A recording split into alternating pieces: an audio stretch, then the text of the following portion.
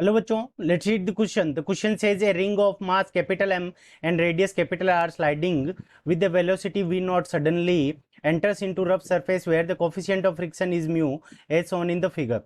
Choose the correct statements. Option A, the ring starts its rolling motion when the center of mass stationary. Option B, the ring starts rolling motion when the point of contact becomes stationary. Option C, the time after which the ring starts rolling is v naught divided by 2 mu g. And option D, the rolling velocity is v naught divided by 2. ठीक है बच्चों. सो हमें क्या दे रखा है कि ये रिंग क्या कर रही है, v naught वेलोसिटी से पहले स्मूथ सरफेस से मूव करती हुई रफ सरफेस के अंदर एंट्री करती है. तो रफ सरफेस में जब ये एंट्री करेगी, ठीक है बच्चों, सो इस क्वेश्चन को करने के लिए हम क्या करेंगे, की कंसेप्ट अप्लाई करेंगे. सो की कंसेप्ट, और की कंसेप्ट के अंदर हम सबसे पहले जब ये रफ सरफेस के अंदर मूव करेगा तो इसके अंदर कुछ ना कुछ वेलोसिटी होगी. ठीक है बच्चों, क्योंकि ये वी नॉट वेलोसिटी से आगे की तरफ जा रहा है तो यहाँ पे क्या होगा कि इसके अंदर स्लाइडिंग होगी. ठीक है बच्चों, तो ये स्लाइडिंग होगी इनिशियली जब रफ सरफेस के अंदर ये एंट्री करेगा तो स्लाइडिंग होगी. जब फॉरवर्ड स्लाइडिंग होगी तो उस कंडीशन के अंदर ऑपोजिट डायरेक्शन के अंदर फ्रिक्शन फोर्स लगेगा. तो ये हमारा फ्रिक्शन फोर्स हो गया. ठीक है बच्चों, जब फ्रिक्शन और इसके ऊपर क्या लगेगा, सरफेस के कारण नॉर्मल रिएक्शन लगेगी, ये नॉर्मल रिएक्शन है. और ये किसके इक्वल होगी, तो ये एम जी के इक्वल हो जाएगी. इसका मास हमें कैपिटल एम दे रखा है तो n is equals to m g. तो यहाँ पे जो फ्रिक्शन फोर्स लगेगा उसकी वैल्यू हमारे पास में क्या हो जाएगी, म्यू एम जी हो जाएगी. So friction force is equals to हमारे पास में क्या आ जाएगा, म्यू एम और जी. अब ये mu m g friction force लग रहा है, ये लेफ्ट डायरेक्शन के अंदर लग रहा है तो ये एक्सिलरेशन प्रोड्यूस करेगा. तो एक्सिलरेशन हमारा क्या हो जाएगा, यहाँ पे सेंटर ऑफ मास के अगर एक्सिलरेशन की बात करें तो ए सी एम इस तरफ लगेगा. तो किसी भी पॉइंट, किसी भी टाइम टी के ऊपर जो सेंटर ऑफ मास की वेलोसिटी है उसको अगर हम वी सी एम लिखें तो v c M is equals to, ये हमारा क्या होगा, v naught minus A C m multiplied by time period t.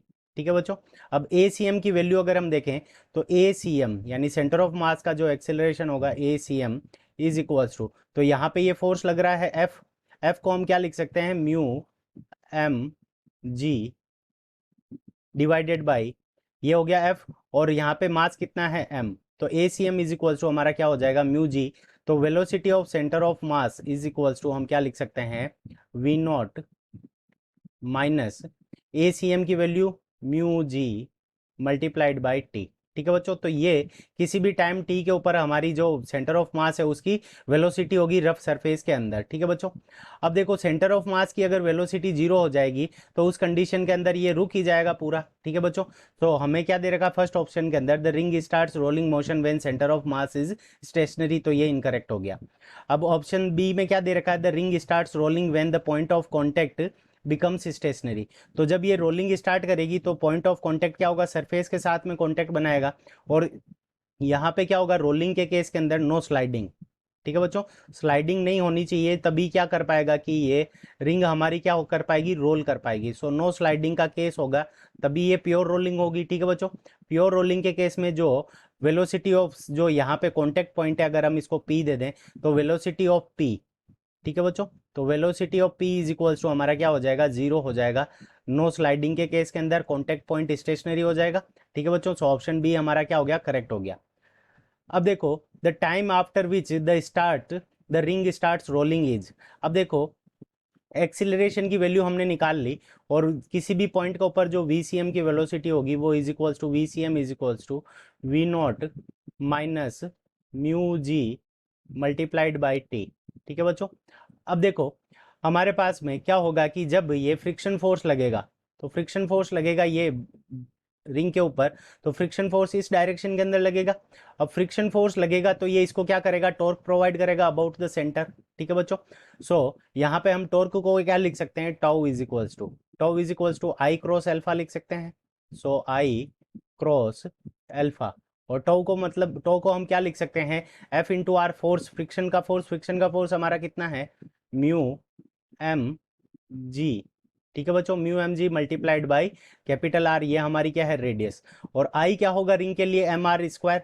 ठीक है बच्चों, तो अल्फा की वैल्यू हमारे पास में क्या आ जाएगी, so mu m g multiplied by r divided by m r square. ठीक है बच्चों, एम आर स्क्वायर। तो यहाँ से आर से ये आर की स्क्वायर पावर कैंसिल हो जाएगी, एम से एम कैंसिल हो जाएगा, तो अल्फा की वैल्यू हमारे पास में कितनी आ जाएगी, so alpha is equals to mu g divided by capital r. तो ये हमारे पास में अल्फा की वैल्यू आ गई। अब देखो, जब ये VCM है तो अब हमें टाइम पीरियड निकालना है, तो टाइम पीरियड टी की वैल्यू निकालने के लिए हम क्या लिख सकते हैं, सेंटर ऑफ मास की जो वेलोसिटी होगी उसको हम क्या लिख सकते हैं, ओमेगा मल्टीप्लाइड बाई आर के इक्वल लिख सकते हैं। और ओमेगा की वैल्यू हम कैसे निकालेंगे, तो ओमेगा इज इक्वल्स टू, तो omega is equals to omega naught, omega is equals to omega naught plus alpha t, यहाँ से निकाल सकते हैं। और इनिशियली जो ओमेगा नॉट है इसकी वैल्यू हमारे पास में क्या आ जाएगी, जीरो आ जाएगी, क्योंकि इनिशियली ये रोटेशन नहीं कर रहा था।